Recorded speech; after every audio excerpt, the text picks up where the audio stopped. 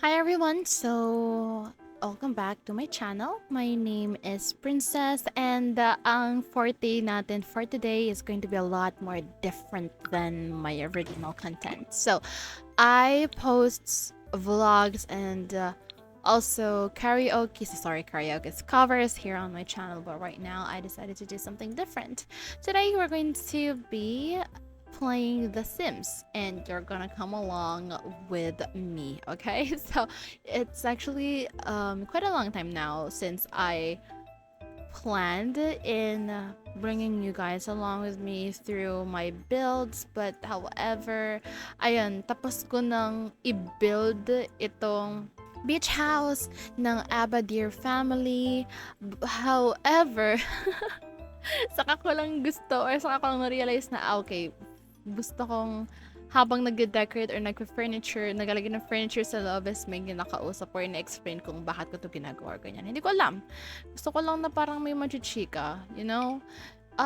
Yes, I'm actually playing The Sims 4 and fun fact, this is actually my second house that I built with roofs because I have high anxieties um building houses with roofs. I actually don't know how to use it properly, but I managed to get through it somehow.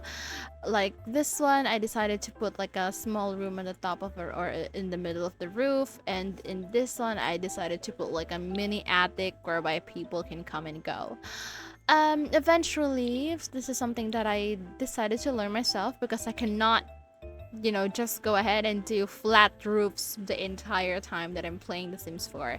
And it's actually really fun. It's stressful, but it's actually really fun once you already get the hand on it. Now, na-decoratean ko na yung patio and also at the same time the kitchen, which is actually one of my proudest work since connected ang kitchen dito sa what they call this one? It's a dining area.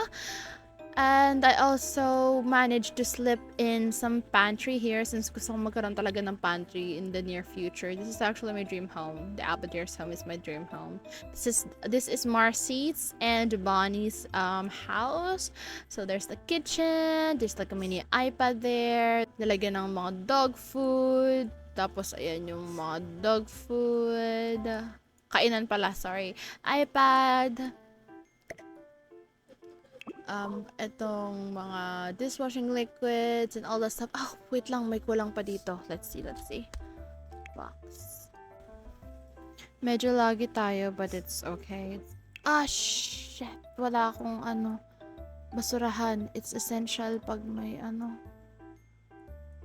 pag may kitchen, may basurahan. Probably I'm going to be, saan ko ba ito pwedeng ilagay? Hold on. Hanap tayo ng basurahan na hindi ganun ka OA. Oh, that's nice, bro. Dito na lang. Right? At least may basurahan. Alright. So, going back. So, ayan lang yung itsura ng ating house, ng ating dining and kitchen area. I wanted to make it as cozy as possible. So, alright. Now we're going to head sa bathroom, okay? So this is going to be like a bathroom talaga. By the way, andun yung elevator. What I mean sa bathroom is, of course, bathroom. Kung saan ka pwedeng magligo. Right now, actually nakagawa na ako eh. However, nag-glitch, naghang yung computer ko. So, I need to redo it all over again. I actually still remember kung ano. Ayan. Ayan siya. And may bala kasi akong gawin. I wanted to like elevate this one. Like that. Ayan. Ayan. And like, taas natin ito ng onte. Let's remove the walls. Yan. Perfect. Ay, cute. Bala ko kasi lagay dito yung triangular shape na tawag mo dun. Sorry guys, hindi ko na maalala yung English or Tagalog word ng mga appliances or ng furniture. Basta yan. Iniisip ko actually kung magsha-shower ba ako or like magta-tab. Siguro, I'll do one sa mamaya or sa next life. We're just going to be sticking with the D-tab. Okay? So, this is the one that I picked earlier. Kaso, like, sobrang laki niya. So, ginawa ko, niliitan ko. Hindi ko alam kung sobrang liit niya. Tignan. But, I wanted it to fit.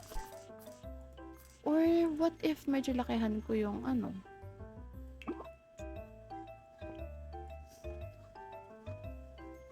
Diba? Like, o, teka nga.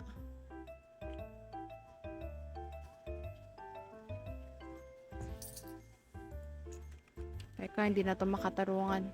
May butas ata to. Ah, gosh. Teka lang. Give me a chance, guys. Give me a chance. Teka, pag-isipan muna natin mabuti. Okay? So, sabihin natin, what if ano na lang, shower. Baka mas mabilis or mas madali. Shower. Ano ko naman yan?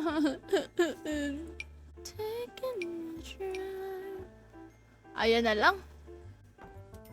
Napunta siya shower. May tub pa. What if iganyan ko siya? Help! Uy, ito din ang cute. Alam niyo yung mga nasa gitna yung bathtub? What if ganun yung gawin ko? Hanap, bathtub na nga lang, di pa mapagpilian ng maayos. Or pwede ding ito, para medyo maiba naman. You know what? Yan na lang. Siya.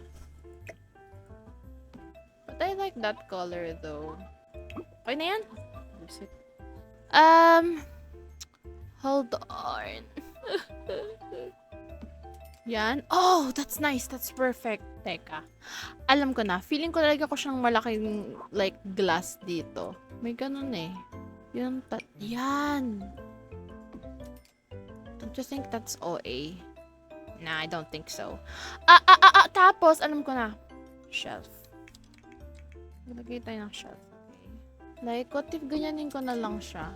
Ay, walang niya. Naglagay nga ako ng ilaw dun sa ano. Hindi naman, ay, ng bintana, di naman nagamit. Like, color. Dito nga lang natin yan. Para masaya. Makulay ang buhay. Tapos yung inidoro saan? Baka dito. Baka po. That's nice. Okay. Let's see. Tissue. Taas natin to, be. Di ba masyadong ano? Pwede ba ito dyan? Oh no! Hindi siya pwede. Kill me. Okay, fine. Fine. Sige, sabi mo yan. Dito ka. Gusto ko kasi may lagayan sa ilalim. Bruh. Teka nga. Pocha. Alisin kita. Sika, lumayos ka dyan. So, ayan. Diba nasa gitna siya? Or, wag naman natin siyang masyadong like super gitna. Para kahit pa paano may space. Para sa ano. Ayan. Tapos ito.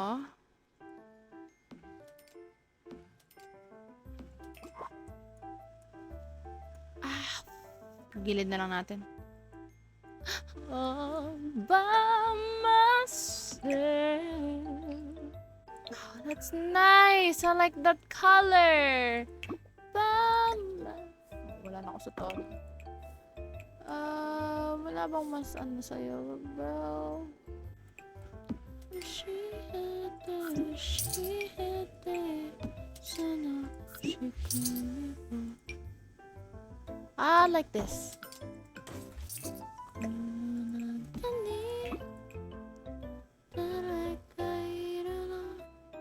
Hindi masyadong dark, right?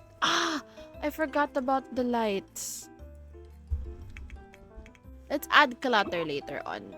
Okay, so this one, I think gagawin ko siyang like For everyone friendly. For everyone friendly. May ganun bang word? Basta para friendly siya for visitors, you know, all that stuff. I think ilalagay ko siya dito sa gilid. Kasi bungad siya sa pinto eh. Like, what if may tumatae? Di, oh my god, nakita kita kaagad. I'm so sorry po. Okay. Okay, OA ka. Hindi ba weird? Alam mo, tanggalin na lang kita. Kanina ka pa eh. Kaya ka talagang halaman. Nangya. Para masaya. Okay, so, ganito naman ang mangyayari. Lalagay tayo ng halaman ulit. Kasi why not? Siyempre, pwede natin yung kulay ng tissue, no? Like, duh. The hell. Hand soap. Punta nga tayo sa clutter. Walang hiya. So, may mga custom kasi akong dinownload. Check ko lang yung custom content para lumabas lahat ng custom content na like dinownload ko. Of course. Oh, I think this is nice. Tsaka muna.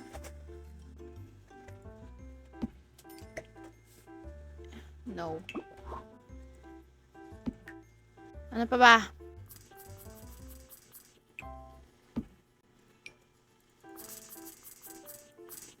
Yan, kunwari may laman kahit wala.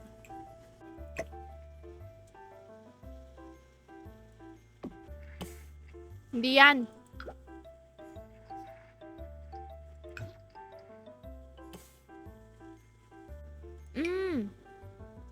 Shit. Teka.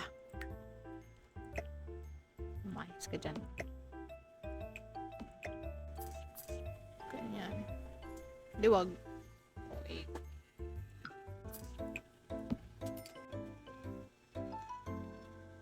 I think that's much better. Yan. Okay. Ano nangyayari? Hello? Hello? Ay.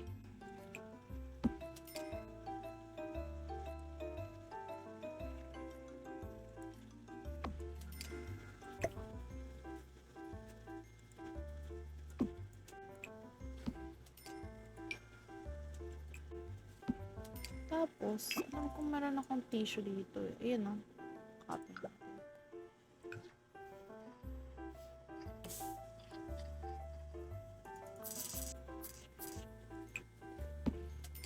Uy, may dress. It's okay.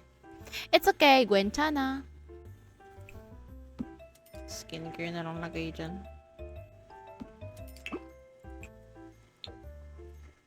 Hanep, kapares lang naman ng kulay.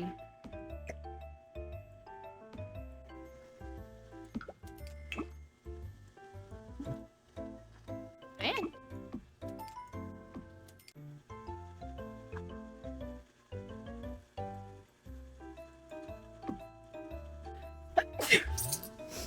Alright, so I did some changes here, as you can see.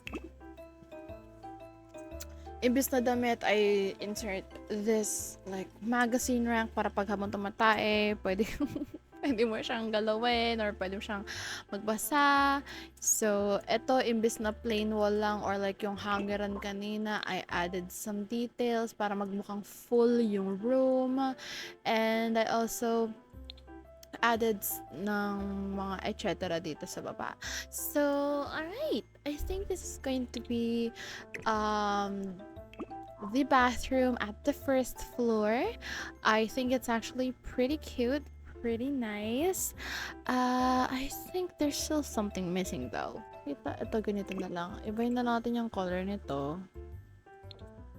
Kasi parang alam mo yun, para meron kang abutin sa baba. Something like that.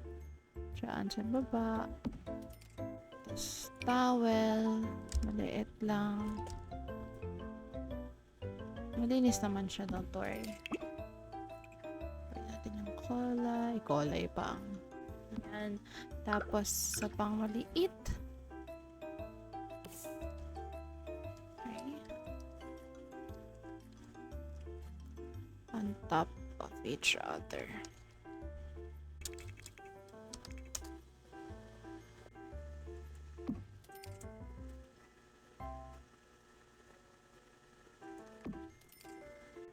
Okay, so this is the final look. Sorry dahil kung dinagdag ako ng magazine rack like I mentioned. Para sa kung gusto mag-toilet, naglagay din ako nito para hindi masyadong plain dyan sa dingding. I forgot kung anong name niya. Macrame. Macrame. Naglagay din ako ng ilaw dito sa taas to give it like a more warmer looks at mukha pang full lalo yung bathroom. I also added this one here sa baba just in case gusto nilang, ng baba, yung light lang is nasa baba. Like mood lights, kumbaga. And andyan ang ating bathrobes. Okay, tapos meron din tayo dyang pang scrub and some essentials sa baba. Of course, para hindi na tumayo yung iba. Ayaw nang tumatayo ng iba. And may towels din dyan just for, much easier access to them. Sa walls then, hold on. Sa walls then, naglagay ako ng some things here para magmukhang full and hindi naman gaano kaliit. Hindi naman magmukhang parang walang laman yung mahaba nating CR. So yeah, so that's actually it for our bathroom. Thank you so much for watching this and see you on the next video.